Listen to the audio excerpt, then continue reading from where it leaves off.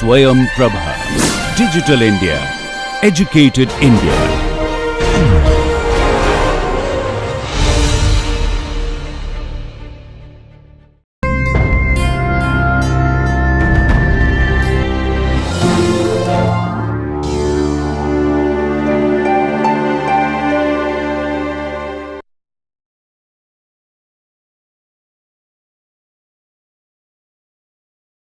Welcome to today's lecture on energy balances on non-reactive processes with phase change.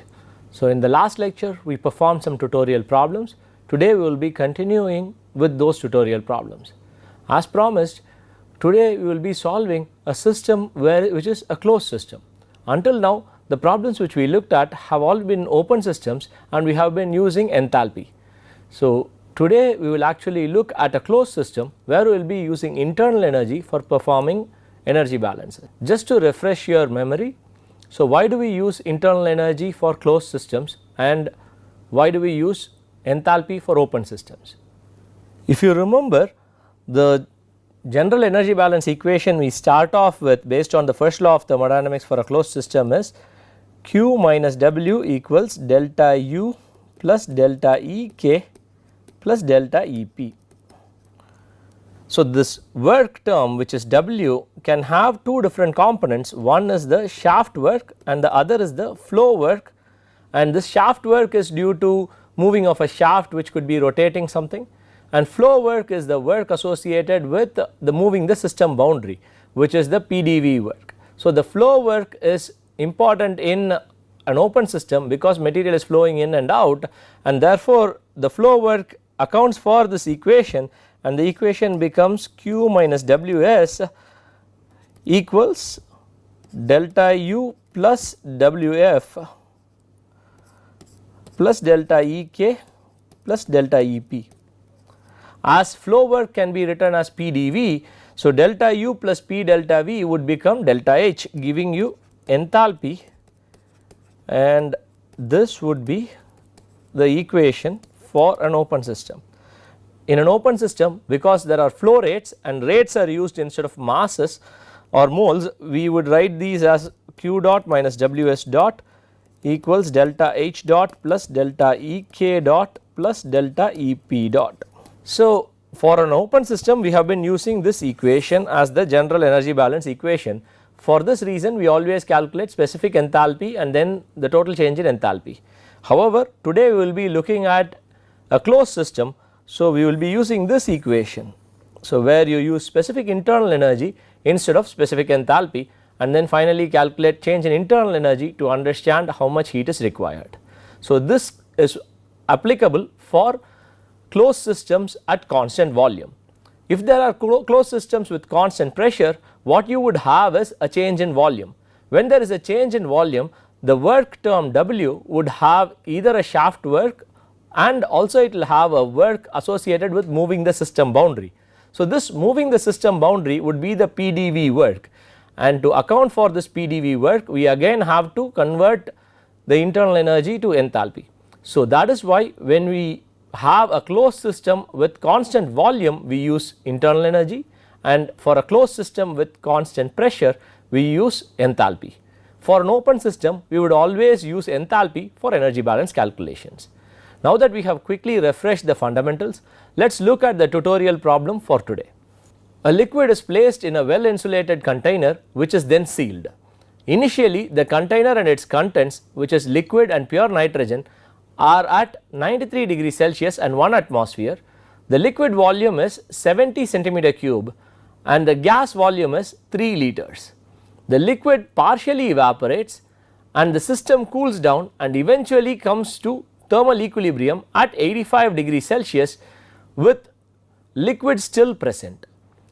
Physical property data for the liquid and its vapor are given here. You are asked to estimate the CV values for the liquid and the vapor, and you are also asked to calculate the mass of the liquid that evaporates by assuming 4.97 calories per mole degree Celsius as the heat capacity of nitrogen. So, for this problem we do not know what the liquid is, so we have just been told it is a liquid, so we will just call it as liquid A. So, this liquid A is present along with nitrogen in a closed system. So, it clearly states that it is placed in a well insulated container and sealed. So, this is before the process starts. So, at the start of the process you have the liquid and nitrogen charged into a closed system. This is at 93 degrees Celsius and 1 atmosphere pressure, and after this basically some of this liquid evaporates and there is an equilibrium which is reached. After some of the liquid evaporates, you would have a gas phase which would have a mixture of nitrogen and the vapor component of this liquid A, and the volume of the liquid would have come down. So, now we need to perform required energy balance calculations and material balance calculations to identify whatever has been asked for, which is finally the mass of the liquid that evaporates from the liquid which has been charged. So, before we start doing this, we have also been asked to calculate the CV terms. Why do we need CV? As I already said, for this problem, being a closed system, we will be looking at calculating change in internal energy. Change in internal energy can be calculated for temperature change processes as integral CV dt. So, we need to know the CV values. Here in the problem we have been given the CP values. So, we have to calculate the CV values from these CP values. In one of the earlier lectures we have actually discussed how CP and CV can be correlated. For liquids, CP equals CV, and this is an approximate equal, and this is a good approximation to use, and for gases, for ideal gases, it is Cp equals Cv plus R. So, these are the two correlations which we have been told. So, using this we can calculate the Cv of the liquid and the vapor phase of component A. So, Cp of liquid is given as 20 calories per mole degree Celsius, and Cp of vapor phase is given as 10 calories per mole degree Celsius. Using this we can calculate Cv of the liquid component A as equal to Cp of the liquid component, which is 20 calories per mole degree Celsius. Cv of the vapor phase would be equal to Cp of the vapor phase minus R. So, here R would be used in terms of calories per mole degree Celsius. So, which means it would be roughly 2 calories per mole degree Celsius. Using that we would have 10 minus 2 equal to 8 calories per mole degree Celsius. So, this would be the Cv value for vapor.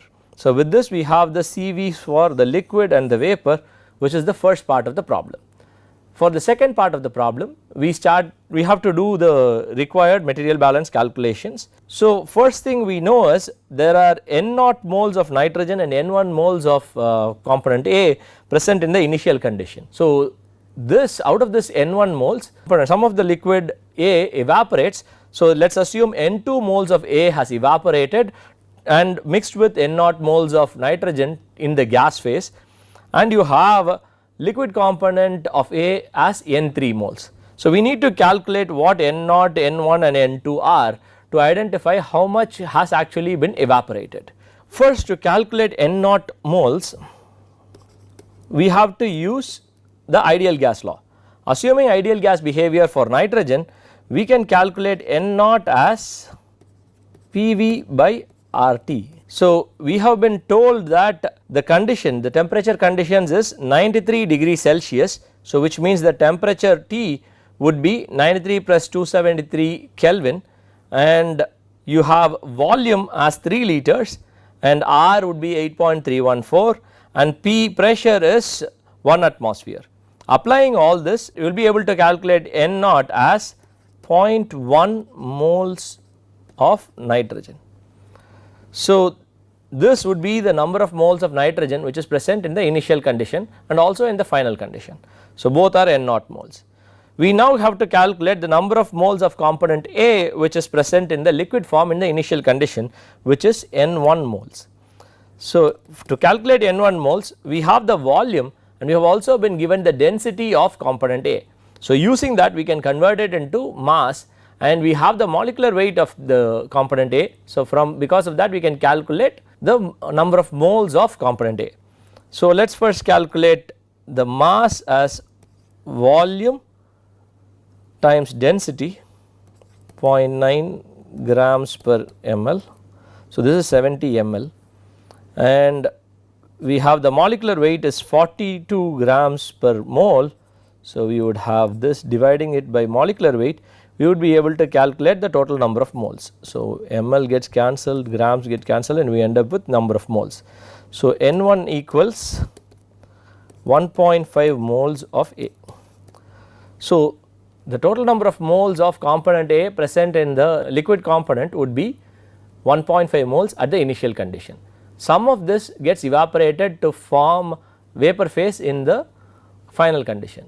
To find out how much has evaporated, we would not be able to use any material balances, because the material balances would all be trivial. So, instead we could perform energy balances to calculate the amount of component A which has evaporated. So, how would we go about doing that? First thing would be to identify whether this is an open system or a closed system. As I have been telling from the beginning of this lecture, so we are looking at a closed system. So, we will be using internal energy in the energy balance equation. So, the energy balance equation becomes Q minus W equals delta U plus delta Ek plus delta Ep. So, here there are no moving parts, so W would go to 0. You have Ek and Ep going to 0 because there is no change in kinetic and potential energies. So, you will be left with Q equals delta U. In addition to the general cancellations which we have done, the problem also states that the system is well insulated, which means there is no heat being transferred from the system to the surroundings or vice versa. This would imply Q is also equal to 0. So, the equation then becomes delta U equals 0. Now, by building a specific internal energy table, we will be able to calculate the number of moles of component A in the liquid and the vapor phase in the final condition. Let us go ahead and do that. To build this internal energy table, we first need to identify the reference states. We can either use the initial condition or the final condition as the reference states. So, here for the calculations I have used the final conditions as the reference state. So, the reference states used are nitrogen gas 85 degrees Celsius and pressure P atmospheres, and you also have component A. I am assuming the liquid phase of the final condition, which is liquid phase 85 degrees Celsius P atmospheres, as the reference state. So, here I am taking P atmospheres, which is the final condition, as the reference state. We have the final condition as pressure as P atmospheres. So, pressure P atmospheres to the initial condition pressure 1 atmosphere indicates that there is a change in pressure. However, because we are going to assume ideal gas behavior and we have a liquid as the other component, we can ignore change in internal energy due to change in such small pressures. So, because of this, we will assume that pressure has no effect on our calculations, and we will only look at change in temperature and change in phase. So, using that assumption, let us build the internal energy table. So, the components would be nitrogen, component A as liquid phase and component A as vapor phase. As I had already mentioned, we should always list out components of different phases separately while we are writing these enthalpy or internal energy tables for phase change operations. In this table you have N initial and U cap initial. So, instead of enthalpy we are using internal energy, and you have N final and U cap final. So, which would be the internal energy, specific internal energy for the final condition. So, we have 0.1 moles of nitrogen coming in, and nitrogen in the initial and the final system, and we have 1.5 moles of component A present in the liquid form in the initial system.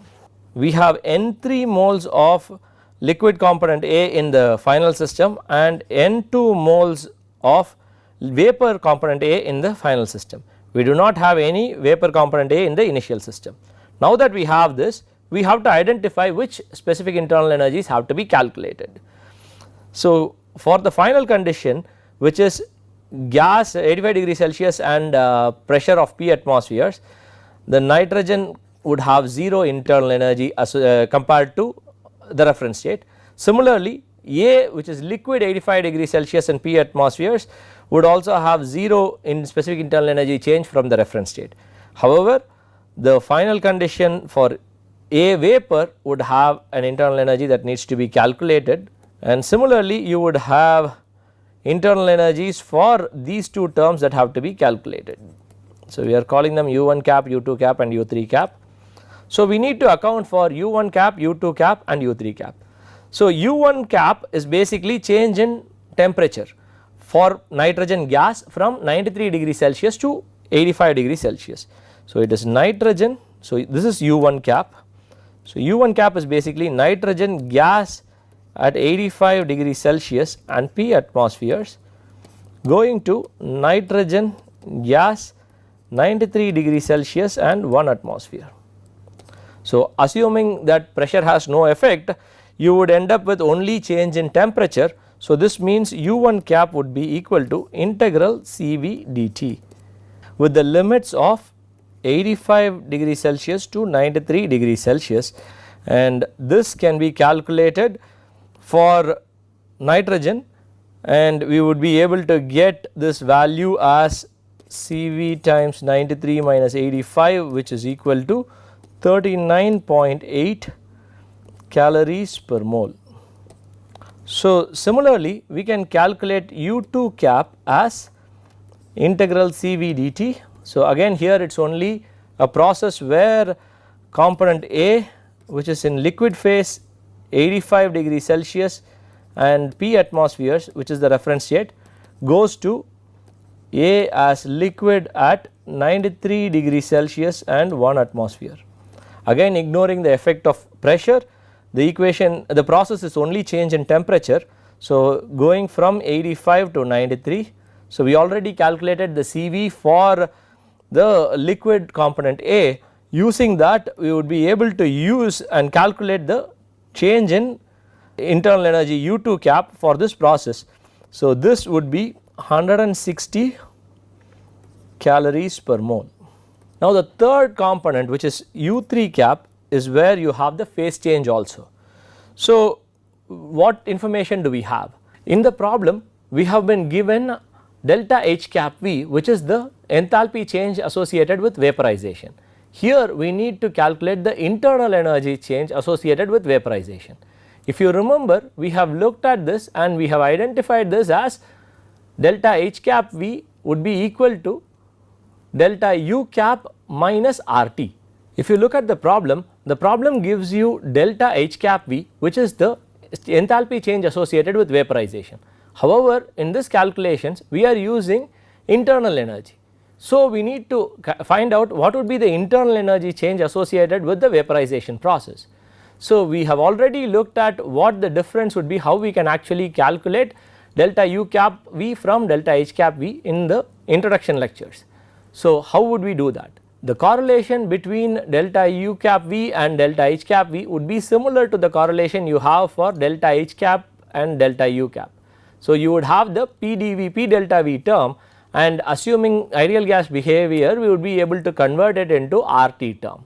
So, this would mean that your delta U cap V would be equal to delta H cap V minus RT. So, we can calculate delta U cap V as delta H cap V minus RT, where T would be the temperature at which the phase change happens. In this problem we have been given delta H cap V at 90 degrees Celsius is equal to 20,000 calories per mole, and we can use this and calculate delta U cap V and perform calculations. So, your delta U cap V would be equal to this 20,000 minus R in terms of calories would be 2 times temperature, which would be 90 degrees Celsius or 363 Kelvin. So, this value would be 19,274 calories per mole. To calculate change in internal energy U cap 3, which we would have to assume the process where component A basically goes from the reference state, which is liquid 85 degrees Celsius, to A, which is vapor at 85 degrees Celsius. So, for this we would have to build a hypothetical path. We have only phase change happening, however, we do not know the change in internal energy or enthalpy for the phase change at 85 degrees Celsius. We know that only for 90 degrees Celsius. So, we need to build a hypothetical path where the phase change happens at 90 degrees Celsius. So, that would mean the process would be A, which is liquid at 85 degrees Celsius, goes to A as liquid at 90 degrees Celsius. From here it goes to A as vapor at 90 degrees Celsius, and from here it goes to A as vapor at 85 degrees Celsius. Again I am ignoring the effect of pressure for doing these calculations. So, we have 3 different internal energy changes, one with delta T, other with change in phase, and the last one with again change in temperature. So, here we will be using the CV for liquid for the initial calculations and CV for the vapor for the second calculations. So, your U cap 3 U3 cap would be equal to integral CV dt from 85 to 90, where here you are using the CV of liquid, plus delta U cap V, where the phase change from liquid to vapor is happening, plus integral 90 to 85 CV of vapor dt. So, CV of liquid was identified to be 20 calories per mole degree Celsius times 5. So, 20 times 5 plus the change in internal energy was 19,274, plus here you would have CV as 8 times 85 minus 90, which is minus 5. So, this U3 cap would be equal to 19,334 calories per mole. These values can be plugged back into the specific internal energy table which we prepared, and we can calculate the total change in internal energy and fit it back into the general energy balance equation, which states delta U equals 0. So, using that we would have a correlation which would have one unknown, which would be the number of moles of vapor component of A in the final condition. So, N2 would be the only thing which we need to calculate from here. So, what we would do is the equation delta U equal to 0, which would be equal to final minus initial. So, final would be N2 times 19334 minus initial, which is 0.1 times 39.8 minus 1.5 times 160, and this would give us an equation for N2, and from here we can calculate N2 as 0.0126 moles. So, this means 0.0126 moles of the initial liquid component A has evaporated, and this would be the amount which has entered into the gas phase in the final state. So, with this we have performed the required energy and material balance calculations to find out all the components that have been asked for. So, this number of moles can also be converted to mass, because we have been asked to calculate the mass of gas which liquid which has been evaporated. So, N2 times the molecular weight would give you the mass, which is equal to 0.0126 times 42, giving you a value of 0.53 grams. So, 0.53 grams has actually evaporated. So, with this we come to the conclusion of this tutorial session. So, in the next lecture we will look at something called psychrometric charts. So, in just like how we use steam tables, there are charts which can be used for 2 component systems, and psychrometric charts are basically humidity charts where you have 2 components and the information related to specific enthalpy and other things like humidity, so on, can actually be obtained from these charts. We will look at how to use these psychrometric charts in the next lecture. Thank you.